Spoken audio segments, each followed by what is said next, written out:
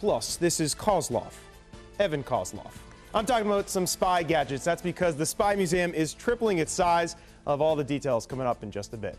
So if you like spy movies or some cool gadgets, you're going to want to see this next story. The Spy Museum is tripling its size due to a recent donation. And WUSA 9's Evan Koslof got a sneak peek.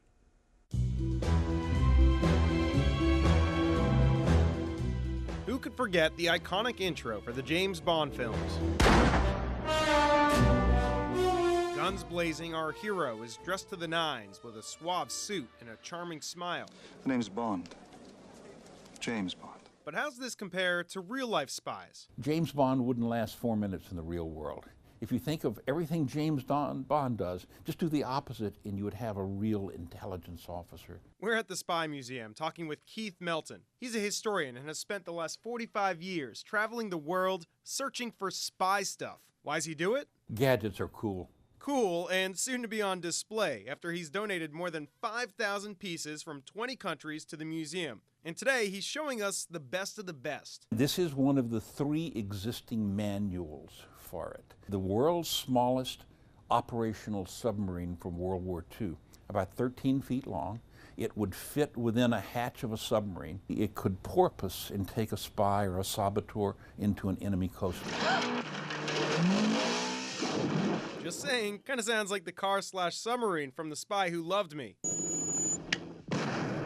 Okay, so probably didn't do that in real life. What else do we have? Very rare Japanese Enigma. Enigma, as in the one portrayed in the Imitation Game. Everyone thinks Enigma is unbreakable. As for this one in the museum, Melton says it was found in Japan just as the war was ending. An Enigma was one of the great secrets that enabled the German military, land, sea, underwater, to communicate secretly. Wait a minute.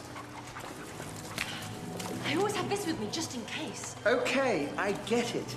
I have bad teeth. But what about the secret gadgets? The ones that look like one thing but are actually something else. Silver dollar. It has a bezel.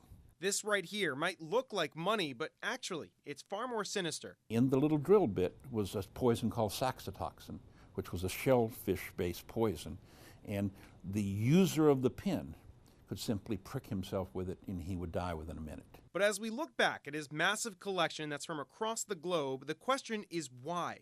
Why do all this? The story of the gadgets has largely been untold. We hear the stories of the agents and the spies, but seldom of the technology they used. And one of the things that made James Bond so fascinating as a movie is they gave a glimpse at the technology. So real-life spies might have not done anything quite like this, but they're still pretty cool. Reporting from the Spy Museum, this is Koslof, Evan Koslof, WUSA 9. I love that. Evan had so much fun putting that together. So with all that new stuff, the old place in Chinatown won't cut it anymore. They are currently building a new site in L'Enfant Plaza, and that's expected to open next year.